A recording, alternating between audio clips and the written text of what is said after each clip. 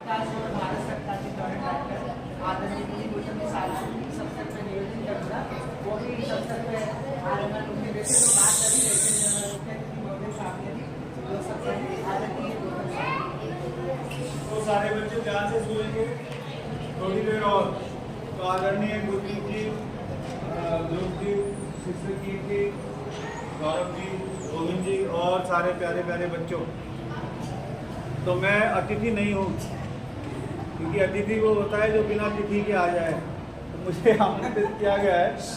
और दूसरी बात, मैं ये भी नहीं चाहता अतिथि कह के हमारे और इस संगठन के बीच में दूरियां बढ़े, तो इन दो नातों से मैं अतिथि नहीं होना चाहता।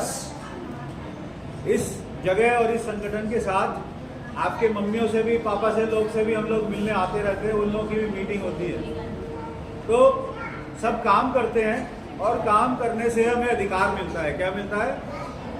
जो कोई काम नहीं करता उससे कोई कुछ नहीं पूछता, लेकिन जब कोई काम करता है तो घर में उससे पूछा जाता है। जब कोई बच्चा अच्छे पढ़ाई करता है तो मम्मी पापा उससे ही पूछते हैं। और इसीलिए हम सबको आगे जाकर जितने भी सपने आपके पूरे हैं वो आपके स्कूल की पढ़ाई पूरा करेंगे। इसलिए मुख्य बात है कि स्कूल की पढ़ाई पूरी करें। यही चीज़ पंडित जवाहरलाल नेहरू हमेशा से कहते थे। आज़ादी के बाद जब प्रधानमंत्री बने तो उनको मालूम था कि उनसे अकेले कुछ होने वाला नहीं, इसलिए उन्होंने बहुत बड़ी संस्थाएं बनाई।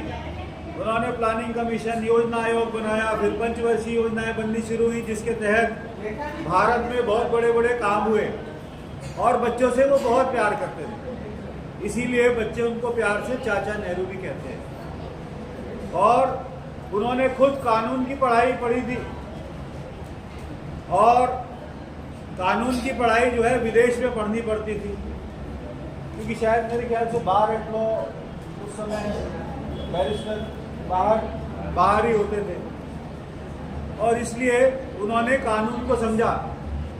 आप सबके लिए भी जितने कानून हैं, सब लोगों ने वो भी बताने की आपको कोशिश की कि चाहे वो आपके प्रति हिंसा हो या किसी तरह का अपराध हो या शिक्षा कोई न दे रहा हो आपको, सब कानून बन चुका है।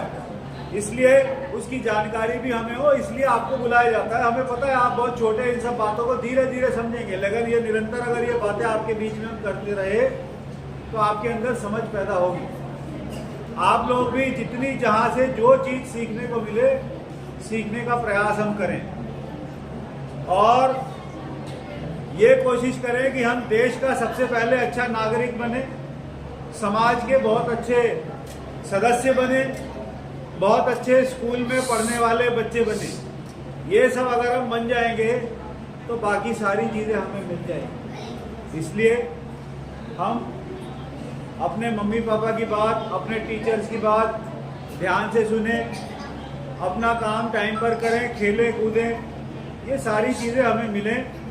हम आज इस बाल दिवस के अवसर पर यही आपको संदेश देना चाहते हैं। दीपावली आ रही है, उसकी भी शुभकामनाएं आपको।